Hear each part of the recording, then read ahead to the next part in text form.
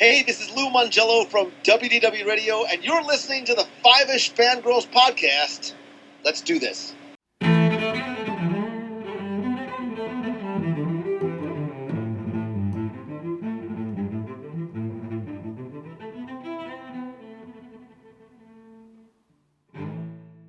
The tangents we continue all the way to episode 432 of the Fiveish Fangirls podcast. Well, then I confess, it's my intention to commandeer one of these ships, pick up a crude Tortuga, raid, pillage, plunder, and otherwise pilfer my Weasley Blackguts out. Welcome everyone to this week's episode of the Fiveish Fangirls podcast. So glad to join us. Let's start off like we do on the virtual table and see who's joined us this week. This is Christine Belvedere. Oh, Brittany is here. Sorry. Yeah. We're all here. We're all here. It's been a hot minute, but we're all here. Yeah. Sorry. Anyway, Brittany. Hi. Hi. Let us again. This is Brittany Belvedere. This is Christine in Salt Lake City. This is Holly from Wisconsin. And this is Rachel on an island that nobody can find unless they know where it is. So have fun looking for me. Uh-huh. You know where the salt shaker is, right? Actually, I don't have any treasure, but I do have quite the alcohol collection, so, and not just rum. Oh my. And you got the blender ready. Yeah. All righty. Well, first up, before we do any pillage or plundering, we need to do the news, which Salt Lake FanX still keeping up with the guest announcements, even though the convention is in Thursday. Yeah, like next week. Yes. Well, see, Jared and I have the anime convention that the library is doing this weekend that we're partially in charge of. We're on the committee for, so we're like focused on that. But last Friday or Saturday, can't remember. We were kind of texting back and forth. Okay, which autographs do we want? Here's how much money we have budgeted. Which one? Okay, this is how much they are. We're just like going back and forth trying to pick out who we want to get autographs from. So like, yeah, we're not gonna be able to get everybody that we want. Yeah, we'll get some. Some of these I'm kind of just. I mean, some of these I have, but one of these I have. But so, do I want to update and have them sign something else? But yeah, some of these I don't have, and I'm kind of jealous. So, for you Karate Kid fans, you've got Ralph Macchio and William Zepka. So that's pretty cool. And you've got Gina Carano. Yes, although they're saying that you have to you have to pre-buy her autographs because there's no guarantee that it will actually be there at the convention. There's a handful of them, hers and Grant Gustin, and there's one more, I can't remember who it was. They're encouraging people to prepay for them.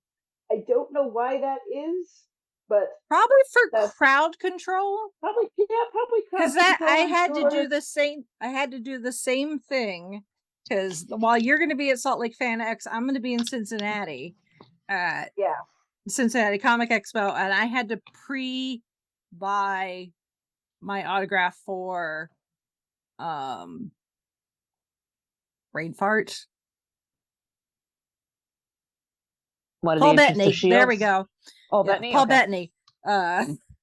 Because he's only going to be there Saturday, and this way they can crowd control, because then they're not having to deal with like making change and stuff. They could just be like, here, scan your thing, proving you already paid for it, and then you can have Paul sign your thing. So So Gina's one of those. So if you want to get hers, and I'm like, she's one I want to get. That's also one that I'm like, I don't know if I can afford it, but yeah. But then just kind of going down the line, Howie Doro of one of Backstreet Boys. Backstreet Boys, thank you. And the Hillywood show, Girls Hilly and Hannah Hindi, they've been there That's before. exciting. Oh, That is that's exciting. awesome. Charlie Cox, Daredevil. Nice. Who I have a Andy picture with. Serkis. Oh, but yes, I don't have his autograph yet. But he's going to be in Columbus, the GalaxyCon in Columbus. So one of our favorite avocados. Yeah. Sorry, I can't resist.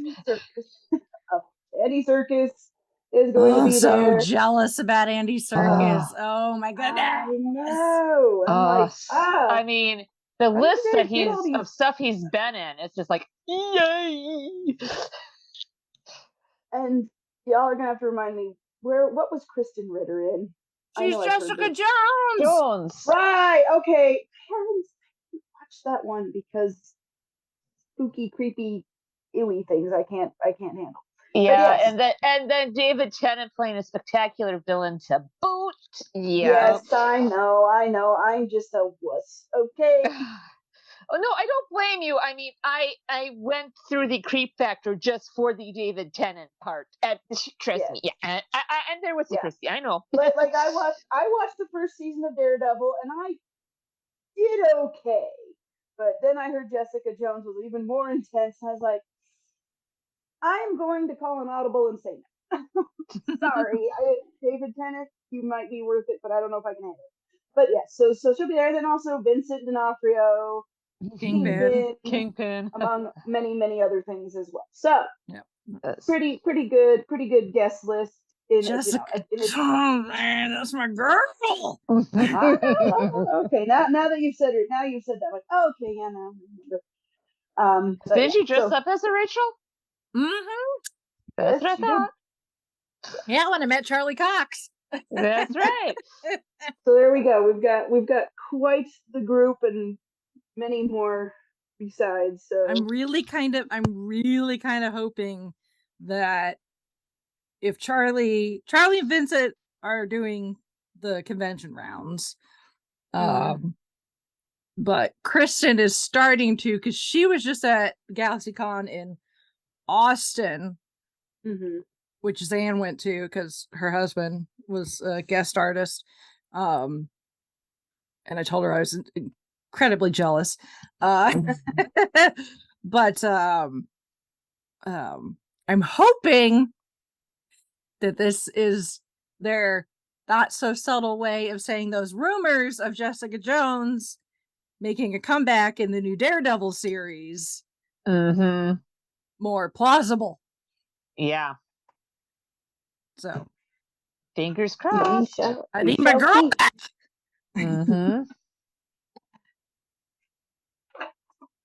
All right. So FanX. Like I said, it is a week from this Thursday as we are recording. So we've been passing. We've sometimes in the morning when I take Lottie to her grandparents before I go to work, we pass a billboard. Depending on which way we go, it says FanX. She goes, "Mommy, FanX," and I'm like, "Yep, we're gonna go."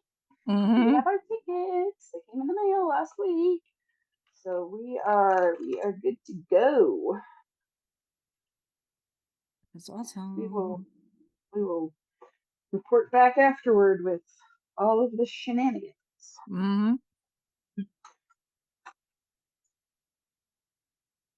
Yep. Oh, and then Disney. We kind of got a mini Disney fandom Christmas with the Destination D23, a celebration of Disney parks. Because, of course, they're going to extend this Disney company 100-year celebration for as long as possible.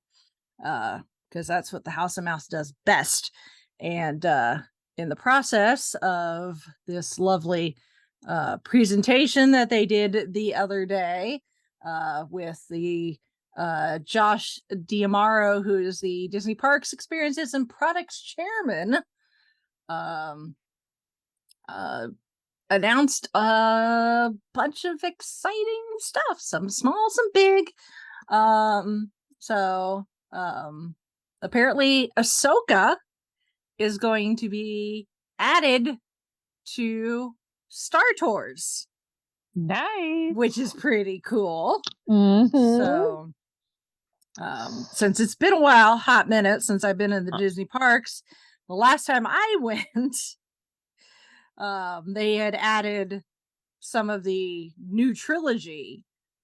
So you had Finn and Poe and BB-8 and stuff. That because the Star Tours, it's random. You get a random sequence every time you visit.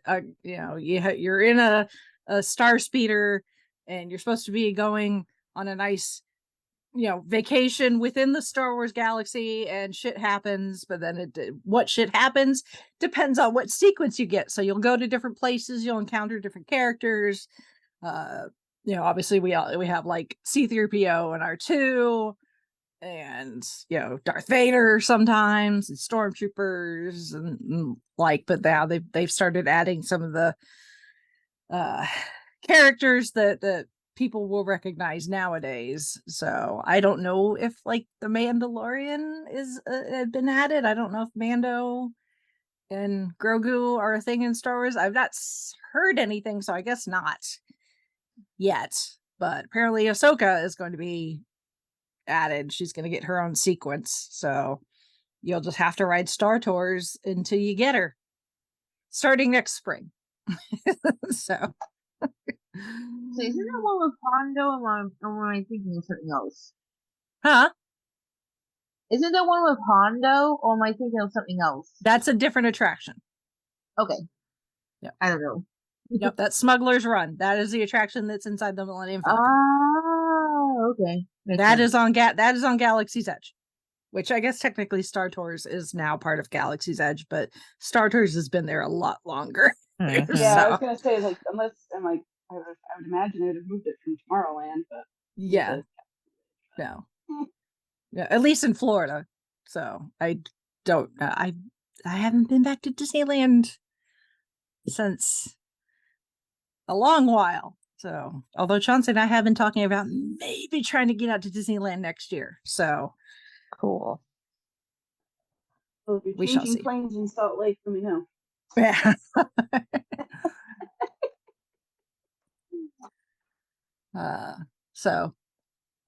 And then for fans of the Haunted Mansion, the Hatbox Ghost will be returning come late November.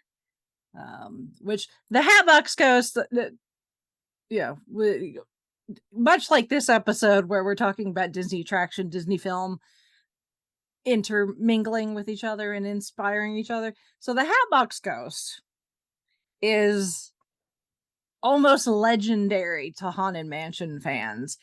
You can catch him more often than not in California, but he tends to go on long vacations in Florida. So when they bring him back, people get very excited. So yeah, because I saw this news. I'm like, but he's always because I mean, nope. I've been to Disneyland twice, yeah. But the Disneyland, I'm like, well, I've seen him there. Like, what's the big deal? But okay, thank you for the context, because I was confused. The Haunted Mansion in Florida and the one at Disneyland in California are treated very differently. So, but the Hatbox Ghost, people love him. So it's probably because, supply and demand. Oh, I'm sure. I'm sure. It's the same thing. You want what you can have.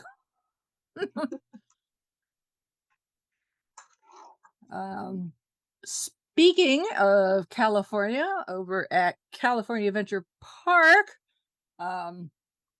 they are already going to be expanding Avengers Campus with a new attraction that's going to involve a world jumping vehicle that's going to allow you to travel through the multiverse.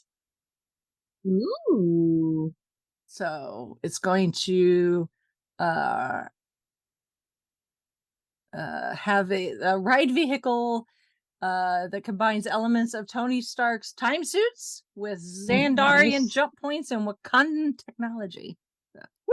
Interesting. I mean, you build an attraction where essentially you can travel the multiverse, and you can eventually. It kind of sounds like it's going to be like Star Tours, but for Marvel, honestly, because then that gives you easy rewritability, because people are going to want to see different stuff, and they're going to see what they get with each ride. So, and with it being the multiverse, anything goes. You can just be like, it's the multiverse. Yeah. We learned that with Doctor Strange. You can have anything. You can have an entire world where people are made out of paint. So hopefully there's pizza poppers. And then this has been kind of controversial, but the Country Bear Jamboree at the Magic Kingdom is apparently going to get a revamp. So our usual crew of characters of bears is going to remain intact. So you're still going to get Trixie, Big Al, but it's all going to be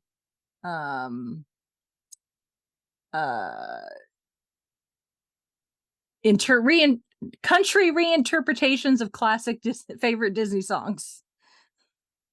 Huh. Yeah, So this is a little weird. I'm going to admit, just because it's like, okay, it's the Country Bears. They have their own shtick, their own music, and I'm not opposed to them, peppering in some, country versions of Disney songs. But it sounds like they are taking out all of the Country Bear songs, and it's just going to be the songs from the Disney movies. Am I probably getting that right? And I'm just kind of like, but that's why? what it sounds like. So it's like that. I mean, it kind of is like it's. So now the Country Bears don't have their own songs; they just are regurgitating the ones from the movies, which I like the ones from the movies. Like I said, I'm not opposed to it, but it's like, can we have a little bit of both? Like, what's the problem with what they're singing? I'm having flashbacks. So when they updated the Enchanted Tiki Room, right, I remember, with Iago and trying to modernize it, and that stuck around for a few years, and then somehow nobody still knows exactly how it happened, but the Iago animatronic caught on fire, and instead of like repairing or replacing him, they put the tiki room back to the way it originally was. Yeah, I wonder if somebody set a tiki torch to somebody may have to set Big Al's hat on fire or something. I'm just saying. I'm not Big Al on fire. No, we don't want to hurt Big Al. He's fine. Just need to damage a few set pieces, maybe some costume bits, and get River Song to place a well-timed shot. Yeah, or something unfortunate happens to the recording that they're playing. I mean, somebody accidentally runs a demagnifier or demagnetizer. Yeah, the Liam P. Yeah. just something, just a little something. Somebody, somebody takes out the USB drive and it accidentally gets flushed down the toilet. I don't know. Where's Hardison when you need him? Right?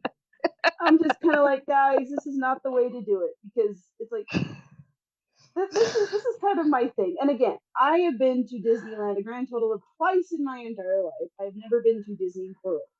That being said, it's one of those things that I'm like, when I was a kid, I was like, I want to go to Disneyland so much, and I watched the Disney sing-along video. Yeah, Disney Channel, and they talked about all the new stuff and all these things, and just all this stuff that it's like not necessarily based on a movie, like if we're going to talk about, but like all these original things, like the Haunted Mansion, Pirates of the Caribbean, the Country Bears, Adventureland, or Frontierland, is it just, the teacups, I guess, were Alice in Wonderland, but it's a small world, and all these things are like that were just for the parks, and it wasn't like, oh, we're just advertising ourselves back and forth, and it's like, no, that wasn't the point. Like, the point was we're doing new and interesting things, where things that you can only get these at the parks, and Country Bear Jamboree is one of those. In fact, I will tell you another story involving my mom and my dad to a point. So my mom, she was in college when she went to Disneyland for the first time,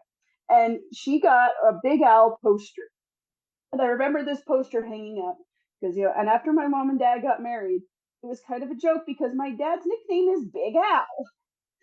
And she had the poster, and we were hanging. It was hanging up in the room in our house. And for the longest time, I thought she had that poster because of my dad, but she got the poster before she even met my dad. So I always equated Big Al with my dad and my mom getting it at Disneyland. And so I just always, because of that poster, I love the Country Bear Jamboree. I just do. And it's just kind of like when I finally got to see it, and I loved it. I thought it was the greatest thing. And it's just kind of, I didn't enjoy, the movie that they did, it was fine. It wasn't anything to write home about, but I'm just kind of like, it's one of those charming things that you can only get at Disneyland, at the parks. Mm-hmm. And it's like, I don't know. I don't know what I'm really saying, but it's just kind of like, where like this doesn't, it's like, it's not as creative as what this used to be, I guess. I don't know. Maybe I'm just being an old fuddy-duddy and, you darn kids, get off my lawn. But it's like, they're the country bears. They're not just, they're not something you plug in, your hot new thing and do that. It's they have their own shtick. I don't know. Yeah. It just, like you said, it's controversial, and even to me, I'm just sitting there going like, but why? Yeah. I'm someone who will go to the Country Bears on purpose, and not just to like go put my feet up for like 20 minutes, or maybe get out of the heat, depending on what time of year you visit. So unless it's at the super, super busy time, it usually doesn't have much of a wait unless you're just waiting for the next show to start. Yeah.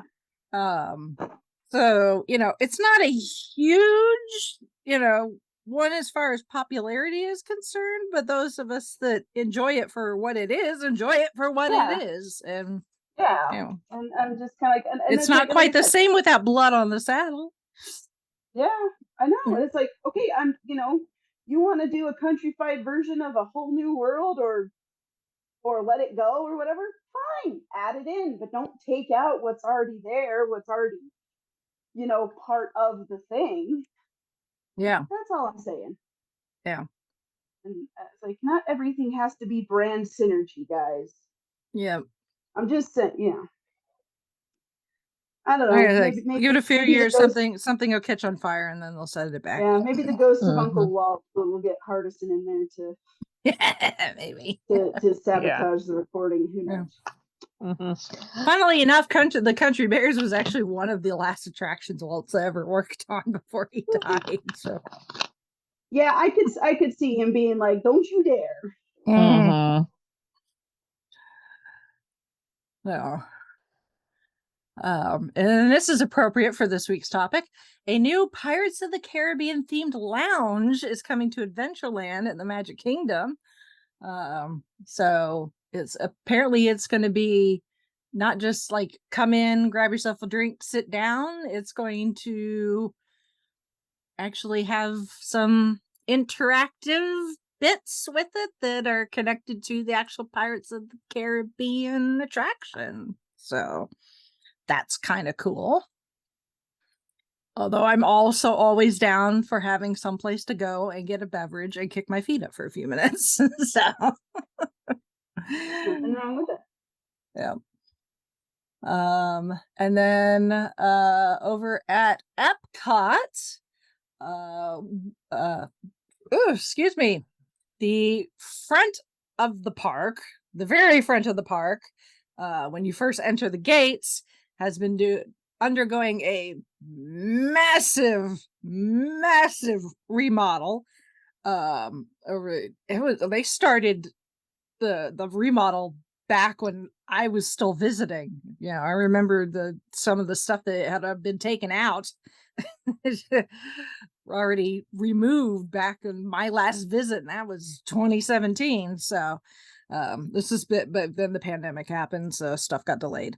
Because this was supposed to be ready in time for Epcot's 40th birthday. Obviously that did not happen. And the Disney park in general's 50th. But there are 3 new sections, calling them neighborhoods. So there's World Discovery, World Nature, which are apparently already pretty much ready to go, but then World Celebration is like the last one they've been waiting on, and it will be opening this December. So this is like the last big milestone for that part of the park. That being said, Journey of Water, which is inspired by Moana, which is going to be within World of Nature, is set to open October 16th. And then also Moana will be moving over there. So if you want to meet Moana, you will now be able to find her over by her attraction in World Nature. But apparently that particular neighborhood is dedicated to understanding and preserving the beauty and balance of the natural world. And then Moana's attraction is a water ride, because that's kind of Moana's thing, is the water. No idea yet if anywhere on said attraction you get thanked by Maui. Also at Epcot, they are getting a new nighttime show. Seems like every 5 seconds, it seems like they're like, Epcot's getting a new show called Luminous, the Symphony of Us. Will debut on December 5th, which is Walt Disney's birthday, actually. So, of course, this will have your usual music, fireworks, fountains, lasers, other lighting effects, all the stuff you come to expect. And then this was kind of surprising. Test Track is getting a revamp. I swear the current revamp is like a decade old, if that. So kind of wild that they're already doing a full-on reimagining of an attraction. But okay. Apparently this is the version that's going to be somewhat inspired by the original World of Motion attraction, which is what Test Track sits on, its footprint. So I never got to ride World of Motion, so I have no emotional connection whatsoever to that one, but I know people who do remember it do. But I just find it kind of weird that they're totally revamping an attraction that just got a revamp like not even a decade ago, or about a decade ago. So, which the current version's not bad. It's very sleek. It's very Tron-like, which is funny. Because you can play some of the soundtrack to Tron watching ride through videos, and it matches up really well. I've seen people do that. Was it supposed to be a Tron thing? No, because now there actually is a Tron attraction over at the Magic Kingdom. So okay, it's just when they, because it used to be the queue was like car manufacturing and car testing, and they had like test dummies, and they would be like, you'd have like machines that are testing like the impact resistance of windshields, and it was very loud, but it was very cool. A lot of like visual kinetic stuff going on while you're waiting. and then you get in your vehicle, and it takes you through some of the paces that a actual vehicle does when they're being tested in the manufacture, in the design process. So, they have you going fast and test the brakes and doing, sharp hairpin turns. And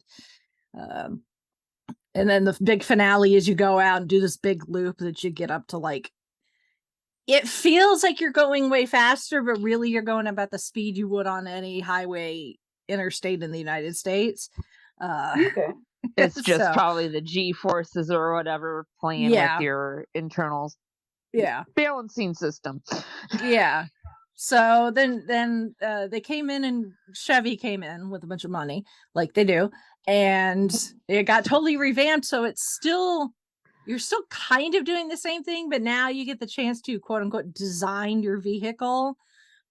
And then when you get done with the attraction, it'll tell you how your vehicle did as far as like aerodynamics and fuel, usage and stuff like that. But all of like the very visual cacophony stuff is gone. It's very sleek. It looks very Tron-like. It's just very sleek, futuristic looking. So who knows what's going to happen with this revamp? But hopefully in the process of revamping it, maybe they will figure out a way to keep Test Track from breaking down 7 million times a day. So, because it is notorious for breaking down just randomly. So, sure, that would be nice. I would be more excited about that actually than a new coat of paint. So. That's probably something that needs to happen. Yeah. So, moving over to the cruise line. There are 3 new ships in development, along with the Disney's new private island, Lookout Cay at Lighthouse Point, which I believe you can start sailing to either this year or next year. I think it's maybe next year. But of course it's Disney's private island, so there's going to be all sorts of awesome stuff when it's ready to go. So and then their newest completed ship, the Disney Treasure, is getting ready to start sailing with passengers. So that is exciting.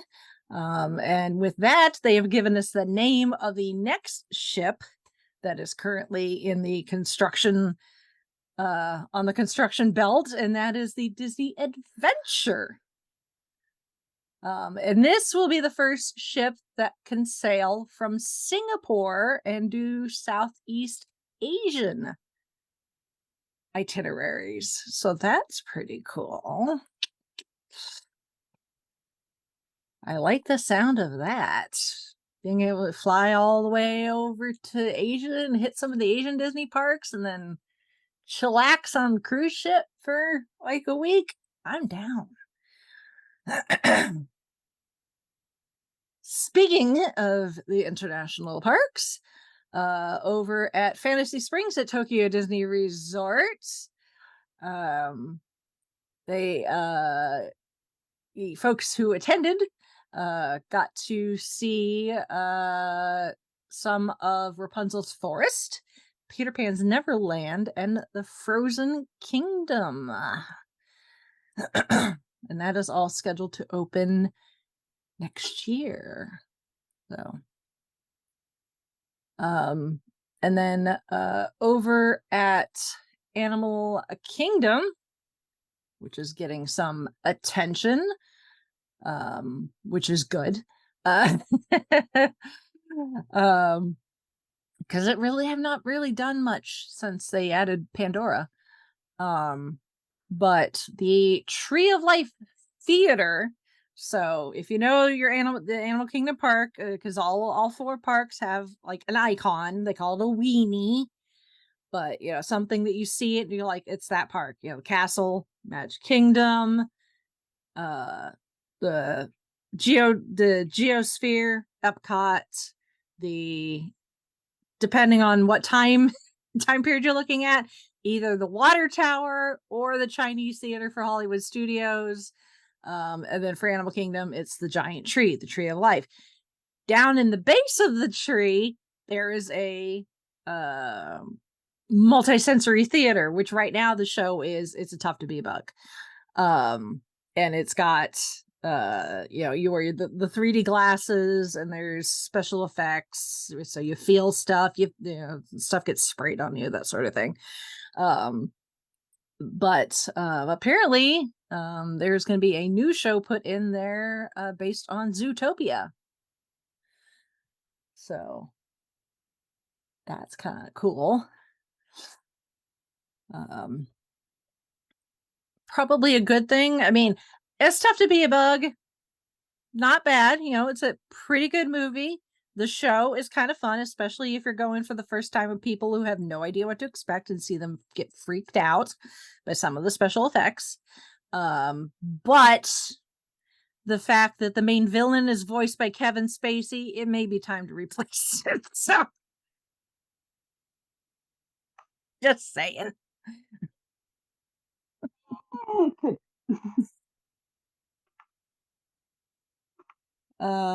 And then over at Dino Land, that poor area of Dino Land. It's always just like dinosaur, great attraction. But the rest of Dino Land, kind of a hot mess. They just kind of weren't sure what they were gonna do. They wanted it to be like kind of kid friendly, but at the same time, like the attractions there aren't necessarily the most kid friendly, not like in Fantasyland. Yeah. So that section has just been kind of so apparently now, I'm assuming Dinosaur is going to stay, but Dino Land USA is going to get completely rethemed to Tropical Americas. So you're looking at northern part of South America stretching up into Central America. So and then there is a few what they call blue sky things that they also announced, which are things that they're like, we have this idea, but it's not necessarily something that may happen for sure, but we're looking into it kind of things. So they are looking to do something with Encanto, which would be cool. And then possibly doing something with Indiana Jones over at Animal Kingdom, which could be very cool. And I lost my spot. They're also looking to expand the area around Big Thunder Mountain to something a bit bigger. So it's more like Pandora or Galaxy's Edge with other attractions, restaurants, shows. So could be interesting. Yeah. So yeah, exciting stuff coming from the House of Mouse. Gets me excited that, especially about, now we're talking about maybe finally going back.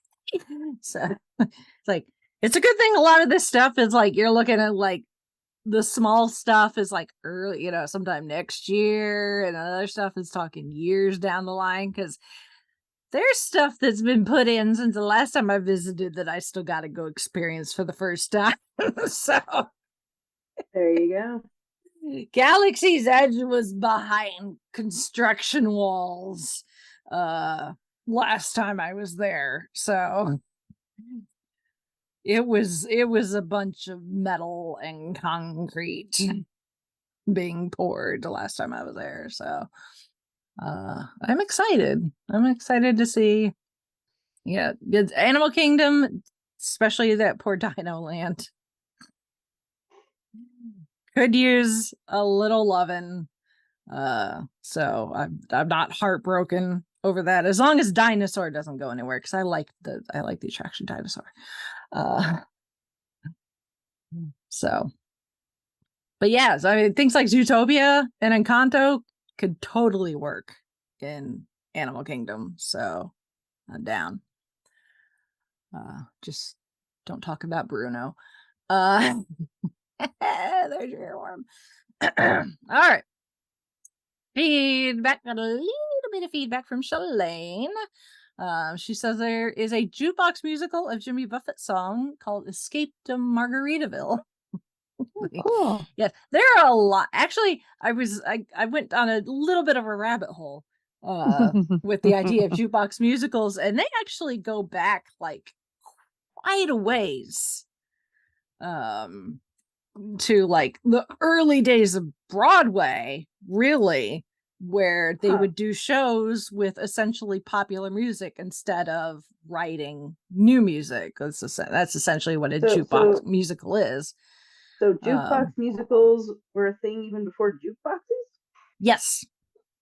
Because well, apparently the term jukebox comes from somewhere else that I can't remember what I read online when I went down the rabbit hole, because I went down the rabbit hole like late at night. So yes, because the idea of juke comes from somewhere else. So okay. Some other musical term or something. But and the idea of a jukebox musical is kind of fluid. For a lot of people, the general consensus is to be a jukebox musical is using popular, well-known music that is part of a show that has a plot, as opposed to a show full of popular music that doesn't necessarily have a plot. That's more of a musical review. So, but yeah, even then, the idea of the jukebox musical goes back quite a bit. And yeah, there have been some wild jukebox musicals that have made an attempt to I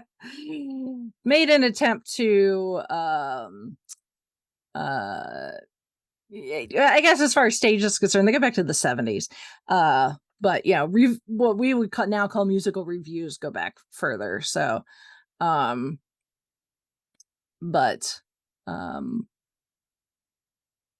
because some people actually consider like Singing in the Rain a jukebox musical, because all the music, it was already known music. So, yeah, the word jukebox dates to around 1939. So yeah, you can go down that rabbit hole, I guess, if you want. But yeah, you've got some that are what you'd expect with certain artists of the time period. So the Beatles, Elvis. There was an ABBA musical called Abracadabra in the 80s. Oh.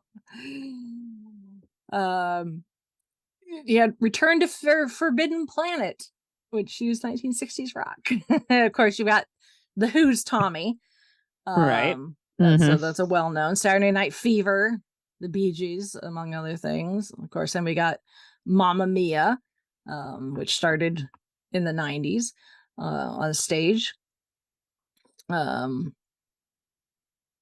So a lot of them tend to be kind of bio. They wouldn't be biopics, they'd be bio jukebox musicals, I guess. So there's one about John Lennon, there's one about the Beach Boys. Of course, you've got like Jersey Boys, which is Frankie Valli and the Four Seasons, which is pretty good. Rock of Ages, which is all glam metal from the 80s, which that's pretty good. Although from what I understand, the film version with Tom Cruise is kind of shit. So take that how you will. American Idiot, Green Day. $1 Million Dollar Quartet. I've got some of the music from that on my playlist on Spotify, which is Elvis, Jerry Lee Lewis, Carl Perkins, and Johnny Cash.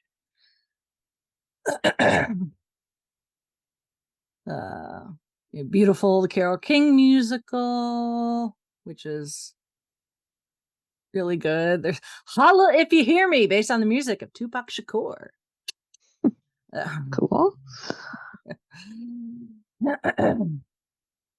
And some you got like Cruel Intentions, the 90s musical, popular songs from the 1990s. Okay. Yeah, just aged 20 years. Yeah. Yeah, Escape to Margaritaville. Clueless, apparently, also popular songs from the 1990s. Ain't Too Proud, The Temptations. Of course, Anne Juliet, which Shalane told us about. So Once Upon a Time, One More Time. Britney Spears. So MJ the musical, Michael Jackson. Apparently, they're turning My Best Friend's Wedding into a musical using the music of Burt Bacharach and Hal David. Cool. That is currently on hiatus because of the pandemic. So yeah.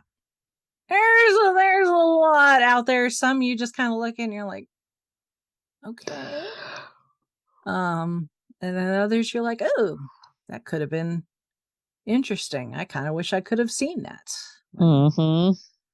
It was a thing. So Spotify is your best friend.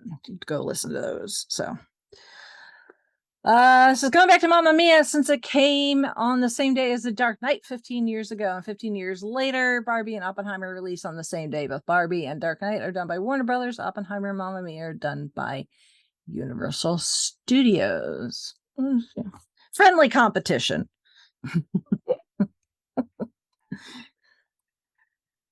The studios, they got to keep each other on their toes.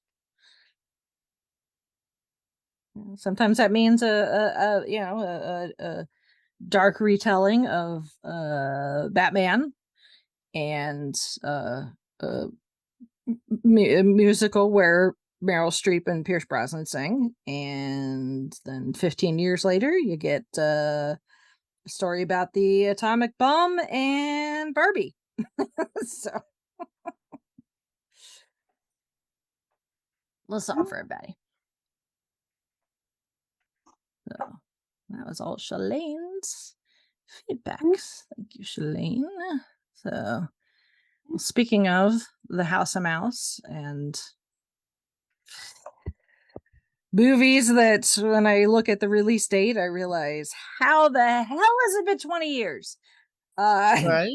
Well, and I was thinking about it, and I was like, oh yeah, because there was this, Return of the King, or Lord of the Rings trilogy was wrapping up 20 years ago, and I remember thinking, oh, now Orlando Bloom is in this, and he was Legolas. Like, oh, so they're just picking up like where all the Lord of the Rings actors going. Viggo Mortensen was in a movie and all these things, and it's like, okay, so this is happening. No more Lord of the Rings. It's very sad, but.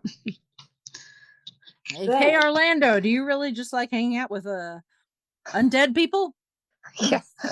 Something like that, because here we are with Pirates of the Caribbean, The Curse of the Black Pearl. Here, let's help you set up your post Lord of the Rings retirement plan. Pretty much. For free, one of the two. Pretty much, because I think he's okay. So, I think. Oh, between I'm sure between it's the two fine. franchises, Yeah, he's good. like he They really did hasn't retire- done anything notable since. So, No, well, okay, he was in he was just in Gran Turismo, which I've heard is good. no. That just came out, but anyway. But other than that, yeah, that's all. He just does like indie flicks now. So yeah, he doesn't have to do the big blockbusters anymore. He's set. he just he gets to watch his kid while Katy Perry brings in the money. Pretty much. But yeah, so here we go. Pirates of the Caribbean. Kind of. Well, okay. So this was, based on an 2000, attraction. based on the attraction, and like I mentioned earlier, there were other movies Disney had done that were based on the attractions. There was a Haunted Mansion movie, which is funny because there's one now. I don't know if it's still in theaters, but it was out like just a couple months ago. And then there was the Country Bears movie, and those two were fine. I mean, it didn't set the world on fire, but I saw both of them. Like, oh, cute, whatever. And then they announced Pirates of the Caribbean, and holy crap, it's PG-13, and it actually they are putting the Disney label on it instead of Touchstone, which I'm like, well, I guess they kind of can't put Touchstone because it's obvious. Because this is based on a ride in Disneyland, so you kind of like you could put Touchstone in it, but it would kind of be weird. But it kind of at first, to me, looking at it, it kind of felt like, Disney doesn't like this movie because it's PG-13, and they don't want to like really advertise the fact that this is a Disney movie, but it's going to be dark and scary and spooky and weird, and it's probably not going to do very well, and et cetera, et cetera, et cetera. And then it came out, and it was amazing, and everybody, and it was just, when you think of sort of adventure movies, we've had Star Wars, we've had Indiana Jones, we've had, just all these different sorts of things, and James Bond and stuff like that. But they're a little more grown up, a little more adult, I suppose. And then here's Johnny Depp acting like Keith Richards, who he acts like that because of drugs. Who ends up making an appearance in the last two films. Yes, so. That's true. But then Curse of the Black Pearl just goes absolutely nuts because everybody goes and sees it and they love it. And what's hilarious is the sequel. That's the one where Disney was like, "This is totally a Disney movie. Disney. Here, look, you guys get the new 3D logo for the first time ever. This is a Disney movie. Look at us now." Whereas the Black Pearl, they were like, you even watch the beginning of it, they don't even see the Disney logo really, or it doesn't ever say Disney Presents. It just says Curse of the Black Pearl, and there's this little girl singing the song. I mean, that was what I remember about seeing it. Yeah. I mean, Jerry Bruckheimer did produce all of them. So I think in a way Disney was all like, okay, he's got this. He's going to produce them. So we're in good hands here. We trust Jerry. And Bruckheimer at that time too had the good run with the CSI franchise. Right. They were just like, okay, he did Armageddon. Yeah, and he did. Oh, there was another one. Top Gun, Con Air. Yeah, who did Pearl Harbor? Yeah, he did Pearl Harbor. So the National Treasure movies. So National Treasure. So these were things that they're grown up movies, and I mean Disney did put their name on, put their that brand on National Treasure, but that was a PG movie, so that was okay. But it's just funny to me, like even looking back on it, and I noticed this at the time. I was just graduating high school, so I wasn't like a little kid, but I'm just kind of like, like I just saw a lot of the promotion and different things. I never really saw it on Disney Channel like they used to promote the new Disney movies coming out. They never really talked about it that much that I ever saw. So it was just something I noticed, and then I went and saw the movie, and I'm like, this is actually pretty awesome. And I went because Orlando Bloom was in it, and I knew, Lord of the Rings was ending. I'm like, oh, but I still want to see, at least one of the Fellowship in something. And I really didn't care one way or another about Johnny Depp. He just, he's a guy, he's an actor in Hollywood and stuff. And then I saw it, I'm like, oh gosh, this guy's hilarious. This is amazing. This movie is so fun. And when I first saw him appear in that, I think we saw it in the movie theater. My dad and I kind of leaned over. It's like, is he trying to do Keith Richards? And then about a week and a half later, the Rolling Stone magazine comes in the mail with Johnny Depp on the cover interview. And he's like, yep, I took my moves from Keith Richards. I'm like, nailed it. Yep. And you know what? I not that I needed to rewatch it, because I've watched the first one I've seen 5 bazillion times. But even now, 20 years later, our introduction to Jack has to be one of the best character introductions in a movie ever. Yep. Yes. That is up there with like the first time we were introduced to Hannibal Lecter. As far as character introductions. The best thing about it is, like, it's this, he's standing up on the mast and he's looking all heroic, and they use it in the trailer and all this stuff. And then it pans back and it's the little dinghy that is dinghy and it's and it's like, there is nothing heroic or amazing about this guy, but he doesn't give a crap. Nope. That tells you everything you need to know about this character before he even says a single word. You're like, this captain's down in his luck and he don't care. Yeah. Nope. I was like, well, I'm getting me a drink. I'm here for it. Yeah. I mean, but he's also not just a screw up. No. I mean, there's that first fight with Will in the blacksmith shop, and he's got him cornered, and it was that line, like, this shot is not meant for you, and it's like, oh, he's not just a punchline, he actually means business. There is something else going on. He's just kind of keeping it close to the vest, and so then that adds another layer to the character, and that's why he's just that's why there's been 5 Pirates movies. Yes. Yeah.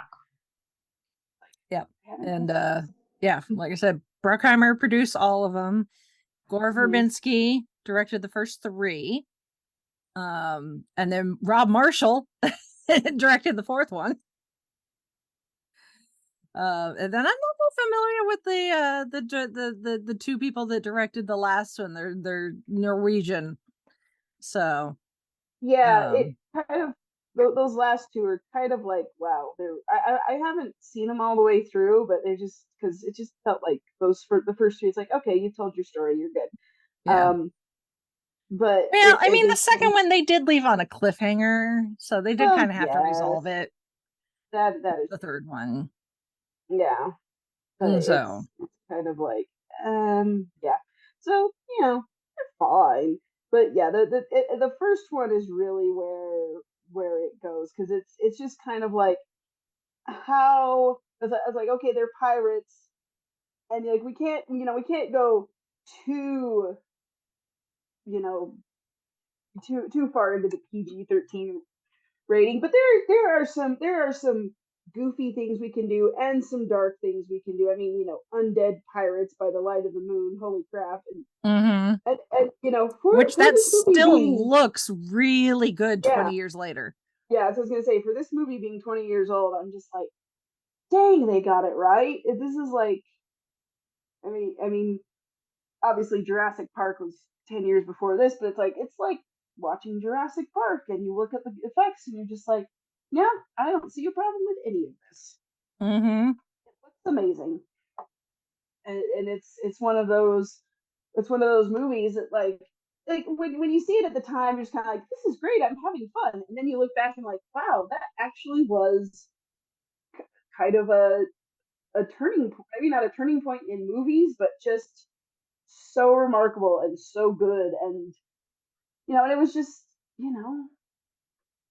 I mean, it's not a an apples to apples comparison, but I almost feel like we needed this franchise so that, because we never know what was going on behind the scenes, but I almost feel like this was almost a test run for what the MCU would eventually become, where it's like, can we tell big adventure stories with, characters that seem larger than life and have amazing like fight and battle sequences, and also have it have some heart and be funny, because that's not easy to do. When you think of action movies, especially for those of us that remember the 80s and early 90s of action movies, like, you make it a little bit of heart, every now and then you'd get an action film that was like, you actually kind of care about the people. I'm looking at you, Die Hard. But a lot of times the action flick, it was just, bang, bang, bang, boom, boom, boom, beat them up. And if you wanted any sort of character development, you had to go elsewhere. Pirates is a very well balanced movie. And it's it's got the action, it's got the drama, it's even got a little bit of romance with Will and Elizabeth, and I know people kind of dog on Will, like, oh, he's so boring, but like, no, he's the romantic hero. He's doing his job. I mean, yes, he's kind of a dork, but that's okay. He's going off to rescue his lady love, and that's fine. And then there is humor. Doesn't overpower, like, none of these elements ever overpower the entire movie. It's not like, here, we're having a serious moment and let me, here, Jack Sparrow's gonna do a pratfall and everyone's gonna laugh in the middle of this serious moment. It's like, no, they don't do that. And Jack isn't just the eternal punchline either, which I appreciate. Going back and rewatching this, it's just everybody has their funny moments. Even Elizabeth, there are moments where she's just, she'll say things or do something that's, a little funny, maybe in a dark way, like the part where, Barbossa says, "You must be hungry," and she just dives into the food because they haven't fed her this whole time. And I'm like, that's funny, also a little creepy, and also, and there's an element of humor to her running around outside on the ship, and the pirates are all skeletal and things, but it's also intense and scary.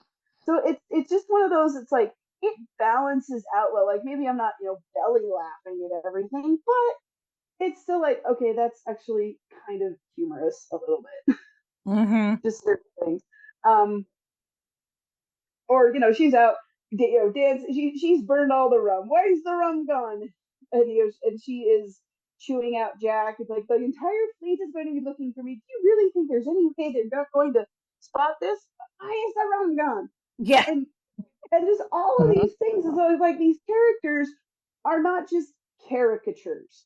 Like there's always this big talk about how, a female character, she has to be strong and tough and whatever. And I'm like, I would submit that Elizabeth is strong and tough and whatever, but that's not her entire character. But and she works her way up to it. She works, well, she stands up on her own, and she can hold her own even this early on, because she's not scared of the pirate gold. She's not afraid of, like, she's intrigued by it. She wants to, like, you're a pirate, and she protects Will from being found out with pirate gold, and because she knows what happens to him, and like, nah, I think this is interesting. I think this is fun. And this guy, he's just a boy. And her father's like, that's what I'm afraid of. That's what I'm afraid of. So it's like, she doesn't have to, be the girl boss or whatever, even though she does end up in that direction, but it's all in the service of, helping Will and helping Jack and fighting off the evil pirates throughout the whole series. So it's just like, the characters, they're well balanced. Even Will, like I said, they wanted to play him as kind of a dork. There's interviews with Orlando Bloom that they said to that effect. But he has a good heart. He's still heroic. He still has principles, and he's still gonna fight for what he wants. And yes, he is a dork, but we love him for it. It's very adorable. Yes. And he works his butt off. Holy crap. Oh, yeah. Making all those swords and practicing with them. And then as good as he is in a sword fight for being a blacksmith's apprentice or, whatever, poor guy doesn't even get credit for catching Jack at the beginning. Yeah.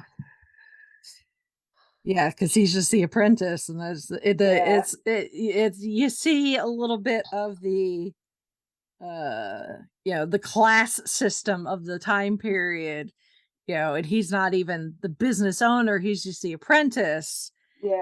That's a very blue collar position. Even though it's a very blue collar job being a blacksmith, but the business owner is going to get more respect than even if he's drunk off his ass. Meanwhile, but Elizabeth doesn't care. She's immediate like, oh, I had a dream about the day we met. Don't you remember? And he's like, nope, essentially going, I was dreaming about you. And he doesn't even respond, and she's just like, and her father's like, well, look, Will knows his place. Fine. And she's just like, Will, you dork. Yes. And then, then Commodore Ice Cream Cone. There actually is an interview, and I cannot remember the name of the actor, but the actor who plays Norrington, he was like talking about, they were doing makeup and costuming, and he's like, and there's Johnny Depp, he looks like this, and there's this pirate actor, Jeffrey Rush, and, all these pirates look so cool, and here I am looking like a pompous ice cream cone. And I'm like, well, you got your chance. When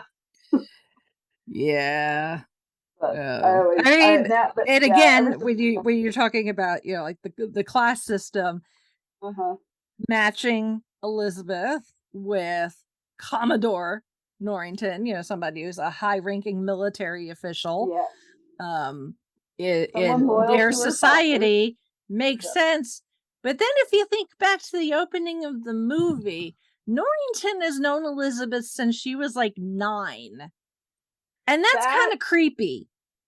Okay, I will say, and this is, and I'm not saying it's right, or in our eyes, current year, it looks weird. Back then, it was not uncommon. Not uncommon for much older men to take very young wives, Yes. And it seems squicky to us, but they were at least, the young ladies were like 18, 19, maybe 20. Like if you were 21 or 22, you were an old. All right. These days we would be like, ew, that's icky. But that back then, that was what they did. So it kind of makes sense. Like, oh yeah, Norrington back then, he would have been like, his 20s probably. In his 20s, a young lieutenant, if I do it the British way. Just starting out, trying to get his career on his feet. And then by the time like she's old enough that she would be eligible to marry him, he would have an established career. He would be a Commodore, and he would be come into his own, and he could support a wife and family. So that in that context, that makes sense. Now to us, yes, it is very weird and very squicky. Don't think about it too hard. Right. You just kind of have to go with it.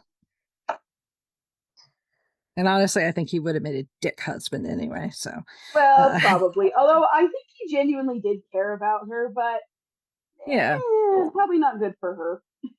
Yeah, she would have tested his patience.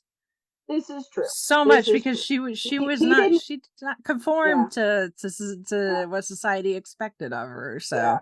He was more like, I want to cherish and protect you, and I see this in you, but he didn't really know her. So it's kind of like, it's like I his heart was in the right place to a point, but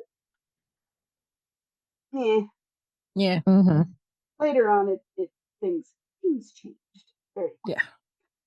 I mean, you see what happens to him after Elizabeth dumps him at the end of the movie. He becomes a drunk. So. And he's like, I let the pirate go, and I had him there, and they, took away everything from him because he, it's like, woe is me. Oh my God. Yeah, all those big heroic grand gestures that you see in it's a happily ever after, and then you rarely think about what the consequences are going to end up being.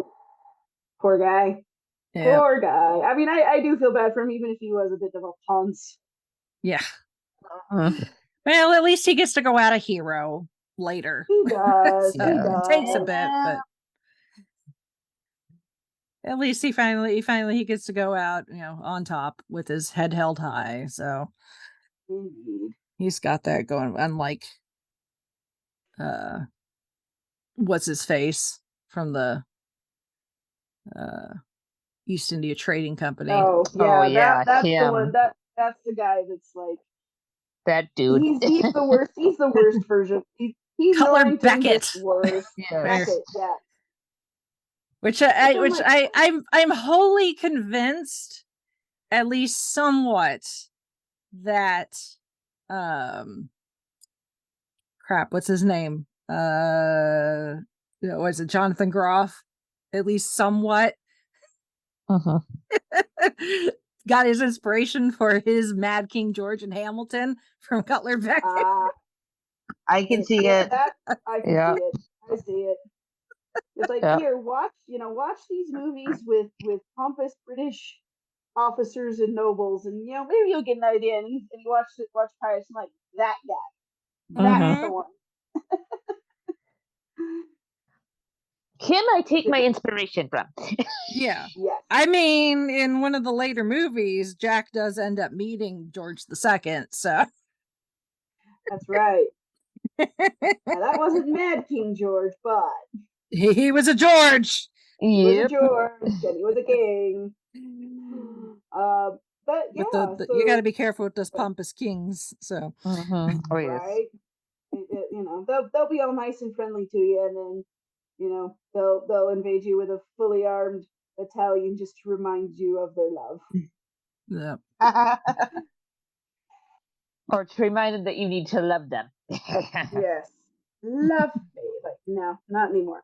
Anyway, so Will, Elizabeth, even the Commodore, and we have Jack Sparrow, who is something else. It's just I think these days, anytime you think pirate, you think Jack Sparrow. Even though pirates in lore have been around. Captain Jack Sparrow. You gotta get it right. He will correct you. We'll always remember. You almost got that. But yeah, like we've got to the point where Captain Jack Sparrow is kind of the archetype for the fictional swashbuckling pirate, and maybe even a little historical pirates. Because I mean, obviously he's kind of an amalgamation. Yes. Of several. I mean, it is. According to Depp, it's a combination of Keith Richards and Bugs Bunny and Pepe Le Pew. So. Yep. He is a combination we didn't know we really needed in our lives. Yeah. Just something about those robes that are just like, yes, sir. Yeah, but and they do pull from actual pirate lore. I mean, one of the films does feature Blackbeard, who in the Queen Anne's Revenge, which was a real thing. The East India Trading Company was a real thing. So, talking about the Fountain of Youth, that is, a legendary, thing. It's a combination of a number of different different influences. And remember, one country's pirate was another country's privateer, and was actually had the backing of the crown. Like, which we see Barbossa doing in the last film. Yep. No. Yep. So it's the history of pirates in the Caribbean, the ride and the movie and all these things take inspiration from. This was an actual thing. Actually, maybe to a point it still is, but not in the way in the movies. But it's just, it is a fascinating history and a lot of lore. If you ever go, I'll say this: if you ever go to St. Augustine, Florida, which I spent some time down there when I lived in Florida, it's it's known as the oldest city in the United States, because that is where the Fountain of Youth was supposedly found, or was supposed to be. In fact, there's a lot of pirate themed attractions and the old fort and stuff. So if you ever in Florida, and maybe on your way to Disney World or somewhere, or you have some time to kill a day or so, go to St. Augustine, and you will see so many cool shops. And there's a pirate tour that we did. And there's a shop down there that's it's called the Pirate Store. It is so cool. They have so many artifacts, and you can buy t-shirts and whatnot, but they have swords, and they have flags and bits of memorabilia. Some of it is some historical stuff that you can see on display, and there's also stuff you can buy, and it's just very cool. And I don't know if my interest in pirate lore kind of started when I saw Pirates of the Caribbean, or because I don't really remember being that interested until I saw the movie, and then when I went to St. Augustine. But I'm just pirates are cool. I don't know what it is. Now I'm every time I see a book at the library or something that's hey, this one's about pirates, I'm yoink, I'm gonna read that one, even if it's terrible. I'm gonna read it because it's just, I like pirate stories now, and I'm pretty sure it is because of this movie. Yeah, we went to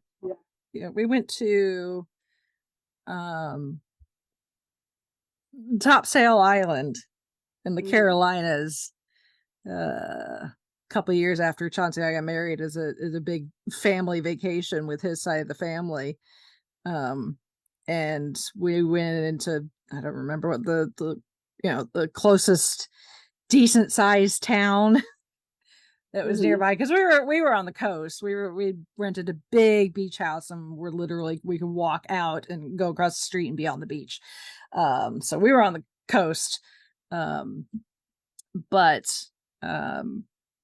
one of the towns we went into, there was a museum about the history of the area, and that included some stuff on pirates. So Blackbeard, who had thought to have sailed in the area at some point. So it was very cool to see some actual real life pirate stuff, because I just when this was 20 years ago when this franchise started, and at this point I had not been back to Disney in quite a while, and it would still be a couple more years before I would start going back on a regular, semi-regular basis.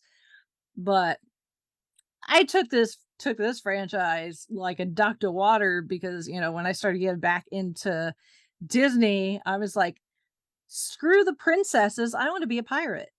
No offense, if you're a prince, if you're a wannabe princess, go hang out. Cinderella's your bestie, go have fun.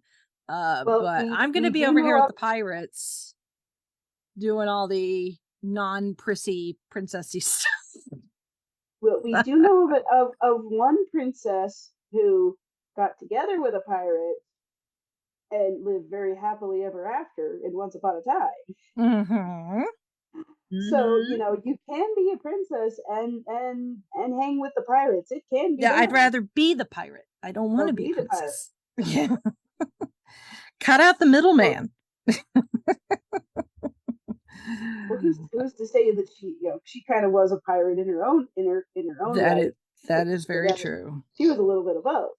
Yeah, that is very true. She does rock a leather jacket with a ball gown. So yep. If I was forced to do it, I would definitely do it that way. It's like that little commercial. Why not both? Yes. The little girl. Funnily enough, her last name Swan. Yes. Yep. I'm like, I wonder if that was on or just maybe. But yeah, so princesses and pirates, they go together like cheese and crackers. I mean, the Pirates attraction has always been one of my absolute favorites in the Disney parks. The one first started at Disneyland in New Orleans Square, so it's in the same area as their Haunted Mansion. And has a restaurant attached to it, so when you first get on your boat, before you go into the first tunnel to actually kind of start the attraction, you're actually floating by some of the seating of the Blue Bayou restaurant. That was the weirdest thing, because I when the first time I went on the Pirates ride, I had no idea that there was a restaurant in there. And I was like, we're waiting in line, and we get up to where you get on the boat, and I'm like, are those real people sitting over there? Like what? Like is that those aren't like animatronics? And people are like, that's a restaurant, and they're like, oh, I didn't know that was there. Yeah, people are just hanging out. It's like I'm just eating my my salad here. Oh hi, watching everyone in even the the people float by. We toss you a dinner roll. No, okay. Don't mind me. I'm just eating my Monte Cristo sandwich. It's very large. If you've never had a Monte Cristo, first of all, you need to be hungry. Second of all, they're very good. If you've never had they're good jam or some sort of fruit preserve on a sandwich, you've not lived. That's all I'm saying. And if I remember correctly, it's a French toast part of the sandwich, and then it's the cheese and the ham and all that. It's like ham and grilled cheese, but there's also like jam on it. There's jam too, and it's usually like a double decker. So at least the Disney one is. So it's very large, and usually has powdered sugar on the outside of it. So it's like a sandwich and dessert all in one thing, but it's the size of your head. It can be shared. They will charge you for the extra plate, but it's worth it. It may be worth it if that's the only thing you and the person you're with want to eat. So because I haven't had the Monte Cristo at Disney, but I've had them, so I know what they're. It's just like, oh boy. I was gonna say like jam on a sandwich. I've heard of that. Yeah, but then you went into like sandwich. cheese and ham and all. Yep. Oh, okay. Yep, I've had something very similar from a Cuban restaurant where it was smashed, so it wasn't super thick, but essentially it was grilled cheese and ham with strawberry preserves, and it was amazing. So if you've not had like ham and cheese grilled hot with some sort of fruit spread in it, you've not lived. So no, you're missing out. What kind of fruit was it? Was it like strawberry, raspberry? I mean, the one I had from a Cuban restaurant, it was strawberry. So okay.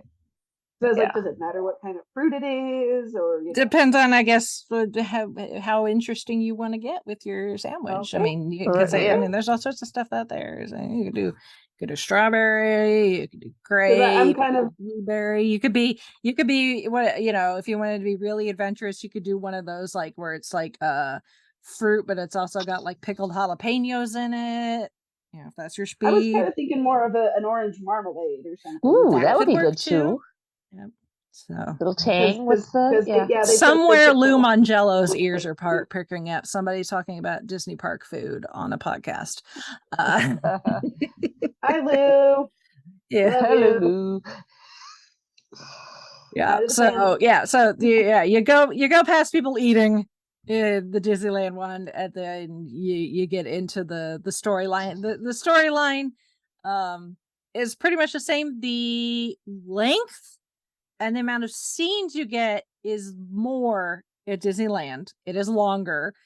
A lot of that comes from the fact because of the space that they were using. It actually needs to go down far enough to get under the railroad track Wow. and get to the show building. So, because they were not, there was no way they could fit the entire show building inside because Disneyland was has a much smaller footprint. So there's a few scenes that are either larger or only appear in the Disneyland version as opposed to Walt Disney World. So the Disneyland version, at least at the moment, is my absolute favorite.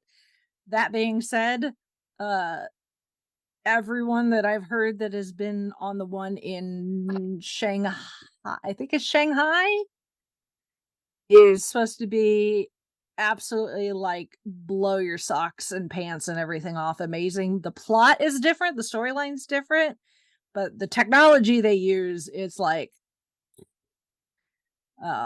but until I see that for myself, the Disneyland version is my preferred favorite over the Florida version. Granted, I will always ride the Florida version when I'm there.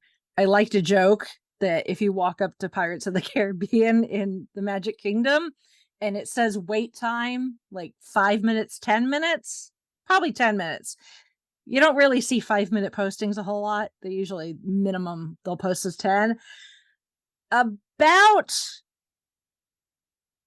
4 minutes of that, depending on how fast you walk, is you walking from the entrance down to where you get on the boat. So, because the queue in Florida is very, very long. So there's so you're gonna have to walk, even if there's no line. It's gonna take you a hot minute to get actually on the boat. So, I remember that. Yep. Yeah, I was gonna say it makes sense that the Florida one would be smaller, especially if because they have to, go underneath. Because if you try to dig too deep in Florida, you're gonna flood even more than it already is. The water table in Florida is not your friend. Florida is just basically a giant sandbar. You don't big basements in Florida. I mean, it was literally a swamp where Walt Disney World sits now. So when you said like they had to dig under the railroad track and everything, okay, yeah, that makes sense. Yeah, in California you could do that. That was all orange groves. That's it's totally fine. Yeah, not so much in Florida. So yeah, the footprint is smaller. The ride is smaller. It's still very fun. They have the updates at both where, once the film franchise, they realize, oh my goodness, this is kind of a hot ticket thing. Both of them got revamped so that Jack Sparrow now appears several times in the attraction, along with Barbossa. They once they did the sequel, they added Davy Jones. So well, and with the designs of them, it's like, how can you not add them in? And I remember like when we went, and that there's that part where you're waiting and you're kind of inside, and they like have posters or murals, I guess, of different historical pirates, and like Blackbeard and Long John Silver and just whoever from literature or whatever. And then you can tell like these are the newer ones. Like here's Jack Sparrow, and it's like, yeah, I can tell you just put that one in here, but I don't care because I think that's awesome. Yeah, I mean, for the most part, they kind of slid in kind of seamlessly. I did, yeah. Which for the most part. So I know some people complained, it's a but clue that it's kind of a clue as to how well the movies were done and how true they were to the ride, to the source material, if you know the attraction, it is some of the nods are absolutely you're just like you're suddenly like that Leonardo DiCaprio meme where he's pointing like and it's not just cheap member berries. It's like the thing with the dog in the prison that they're trying to get, like that makes sense in the movie because they're in the prison, and even the part where the cannon blasts the one guy's out and Jack can't get through, and he's like, and the guy's like, you have no luck at all. And before Jack was like scoffing at the guys like that dog's never gonna move. Well, and he goes out like trying to get the dog with the chicken legs, like here, doggy. Well, and like it sets up a perfect joke. Yeah. And also, on the attraction, the dog literally is never going to move. Nope. It's just sitting there tilting its head back and forth. Like, what? These keys? Are these the keys you're talking about? Yeah. And I love, unless they updated the dog, I love that the dog in the movie and the dog in the ride basically look the same. Or like when they go to once Will is released Jack from the prison, and they manage to make their way to Tortuga, and they go collect Gibbs. That's straight out of the attraction too. There's a guy sleeping in a pig pen with using a pig as his pillow. So everything happening in Tortuga is pretty much one of the set pieces in the attraction. So but what's funny is they put the one in California when it first opened, and at first they were like, oh, it's going to be a walkthrough like wax museum type thing. And then when they saw how popular It's a Small World was, and people enjoyed riding in boats, they were like, haha, we'll do a boat ride instead. So then that's what they did in California. So when they went to start on the parks in Florida, they were going to do a boat ride that was somewhat connected to, speaking of which, now they're going around and kind of history's going for full circle.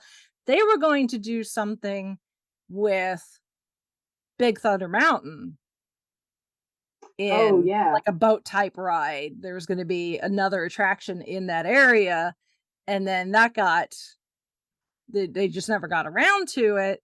And then the Magic Kingdom opened in 1971, and somehow, because I can't imagine there were a lot of people that were going from California to Florida, going between the two parks like we do now. But for somehow people found out about this amazing pirate attraction in California, and then when they didn't have it in Florida, people started asking questions like, wait, where's our pirate ride?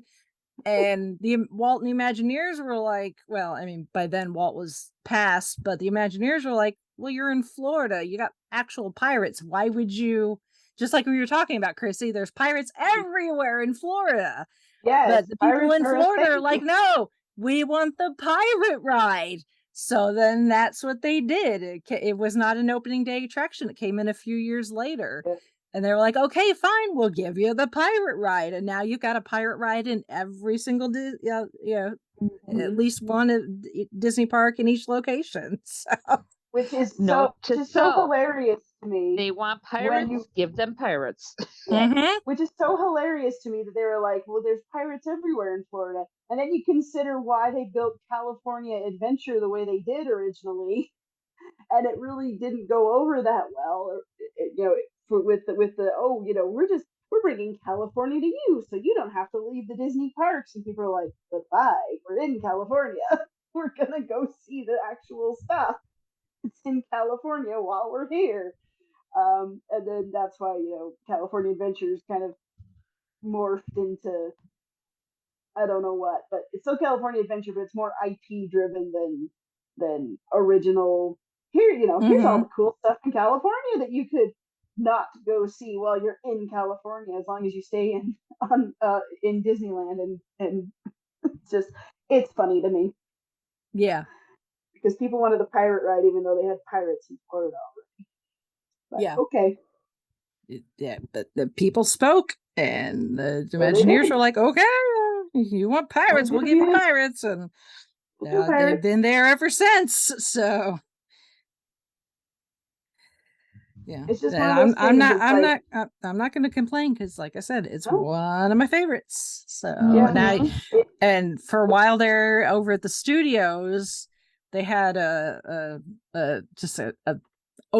space that could easily be transformed into something.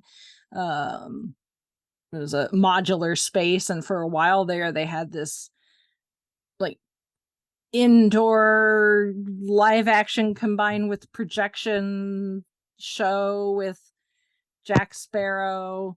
You've got the at least in the Magic Kingdom, you've got the princess makeovers in the castle over by pirates. You've got pirate makeovers. Again, for those that don't want to be royalty, want to be pirate, there you go. Jack Sparrow, of course, is a face character that you can meet in the Disney parks or on Castaway Cay, Disney's current private island down in the Bahamas, which I have Chauncey and I's first Disney cruise, I think. And we were, or maybe it was our second.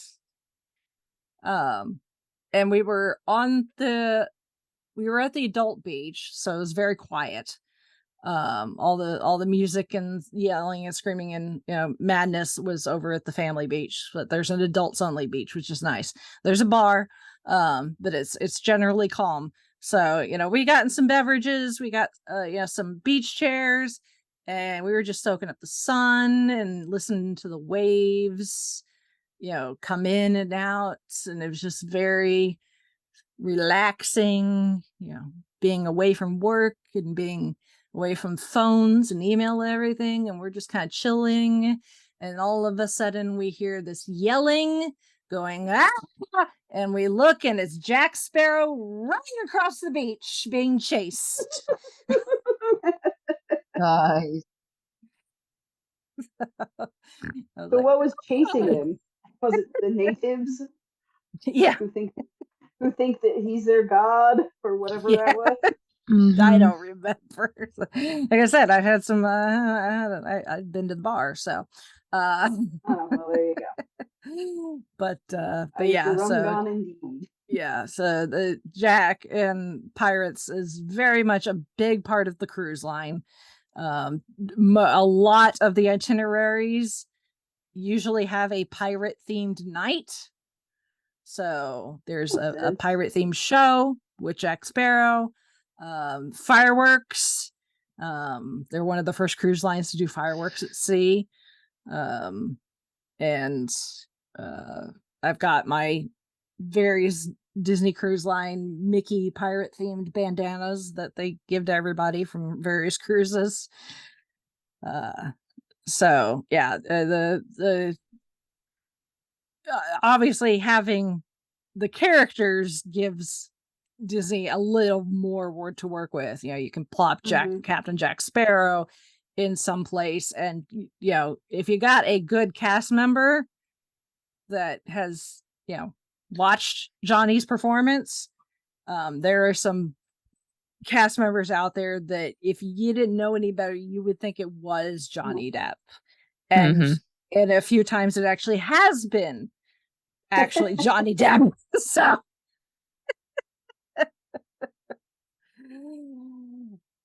just a couple of times. They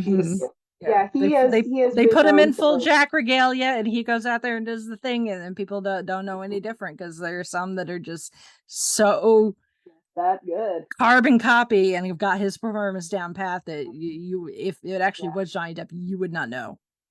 So I think he's got his own set of costume, because I know he will go to like children's hospitals and things like that, where he'll send videos to fans, like kids who are sick or whatever, and he will do a bit in character for them, which is really cool. Yeah. I think. But I can't remember if this was a library thing or if I saw it at Comic-Con, but we had there was this cosplayer. I swear it was a cosplayer, because I highly doubt Johnny Depp's gonna be walking around in Jack Sparrow. Again, if they're good enough, you may not know.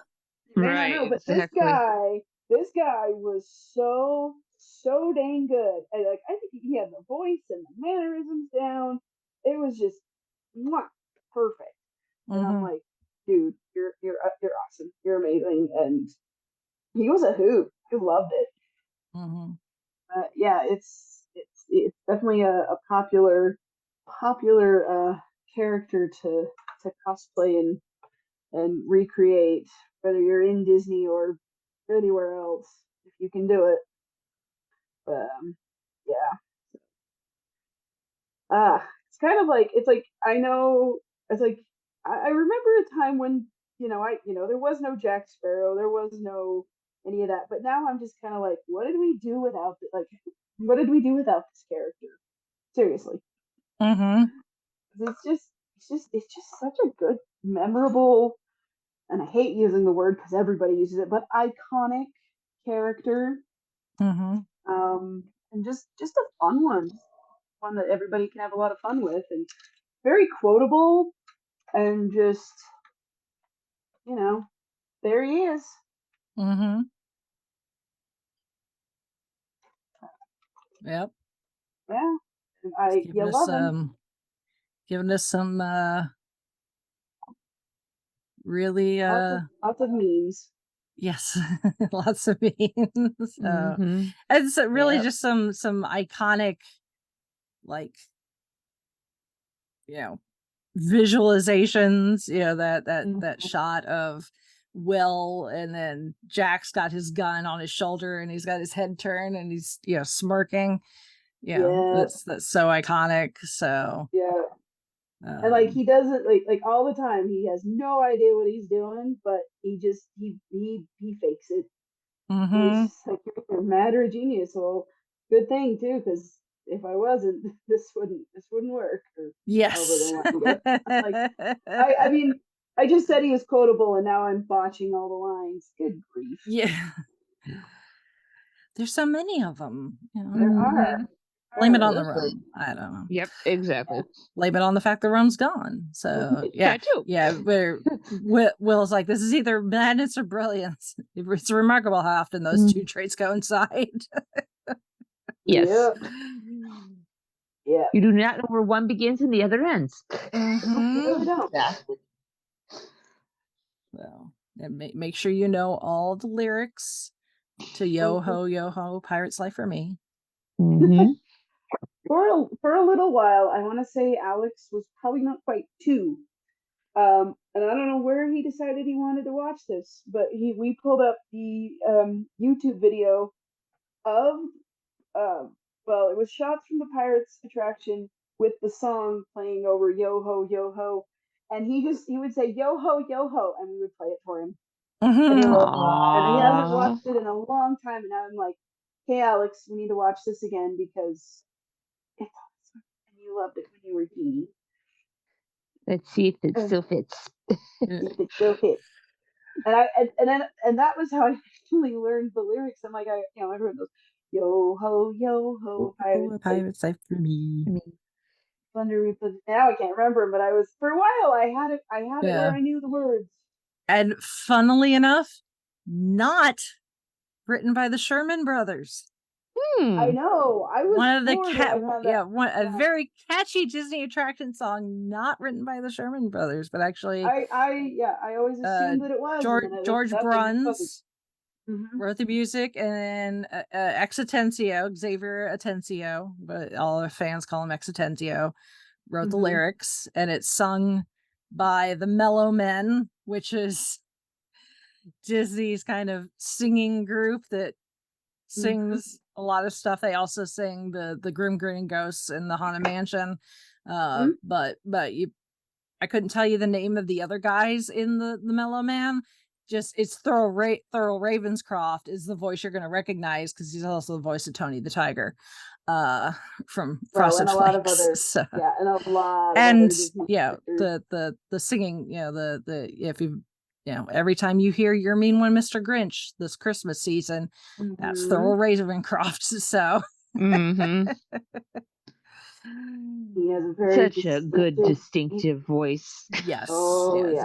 Very distinctive voice. So very, very deep. Yeah. So just listen to that, and then listen to Grim Grinning Ghosts. Come out to socialize in that very deep bass. that is the Ravenscroft. I can't do it.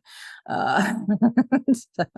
That's why he did it and got paid for it. Exactly. So a Disney legend, if ever there was one. yes. So there's a lot of other characters. I think the franchise done good, even if they never get around to making that 6th film. Yeah. I think we're okay. I mean, they did again. They left the last one kind of on a cliffhanger, but it's not one that you're like, easily be. I need to know what happens next. Yeah, it could easily be kind of a thing like, and the adventure continues. Sort of. Yes. Yeah.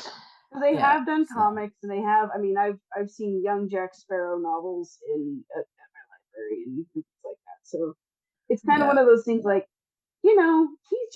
Jack just gets up to a lot of crazy stuff, and just a lot of things could happen and have happened, and things that we've had alluded to but never really explained.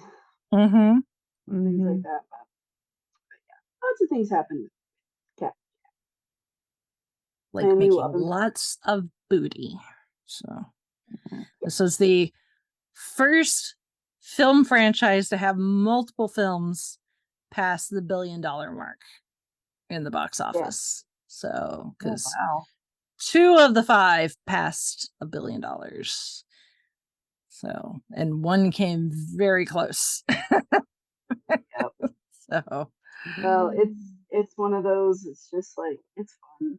The people making it, cast and crew, they just were like, we're just gonna have fun and entertain our audience, and and we were thoroughly entertained. Still are, because go back and watch it again.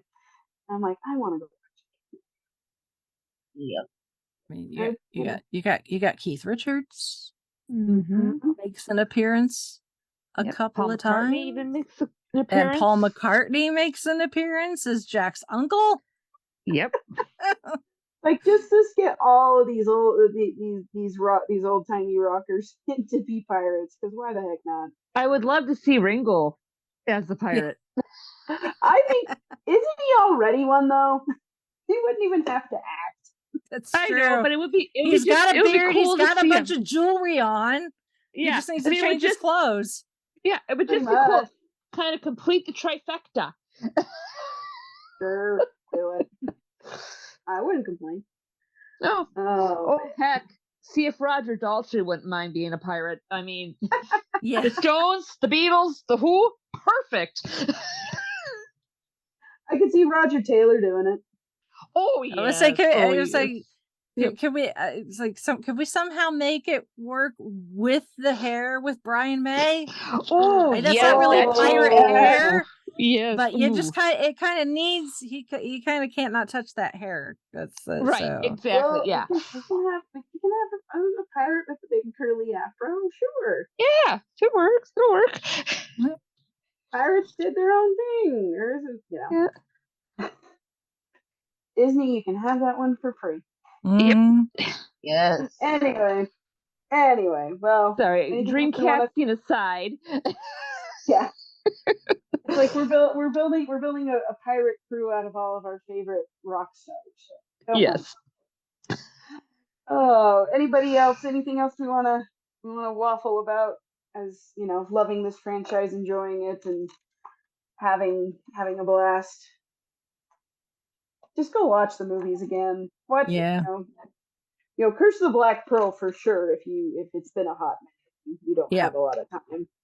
But you could easily just watch the first one and be hunky dory. So yeah, highly recommend it.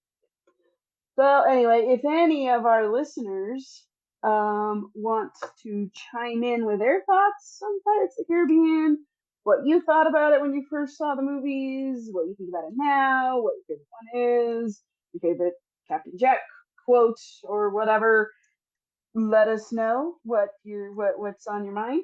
Our email address for feedback is fiveishfangirls@gmail.com. You can also go to our website, which is thefivishfangirls.com, and leave a comment on our website. You can also visit our social media sites, which are also linked there. You can find our show notes and all this stuff. You can find our YouTube and everywhere that you can listen to the podcast, because we're basically everywhere you get your podcast. And if you would like to and are able to support us with the monies, with Earth monies, you can do so through our Patreon, or we also have a merch shop, which got some fun designs and little trinkety things that if you so that all helps support the podcast. And of course, as always, we thank you for listening and for your support, for your comments, your feedback, and whatever else that you send our way. We just love that you're here, and hope you continue to listen. Hope that we continue to enlighten and entertain as the story goes. Yo ho, yo ho. Mm-hmm. Here's your earworm. Mm-hmm. Right then. Well, with that, we shall sign off for this week. This is Brittany and Beverly saying goodnight. This is Chrissy saying goodnight from Salt Lake City. This is Holly from Wisconsin saying good evening. And this is Rachel in Indianapolis, Indiana. I hope everyone saw that, because I will not be doing it again.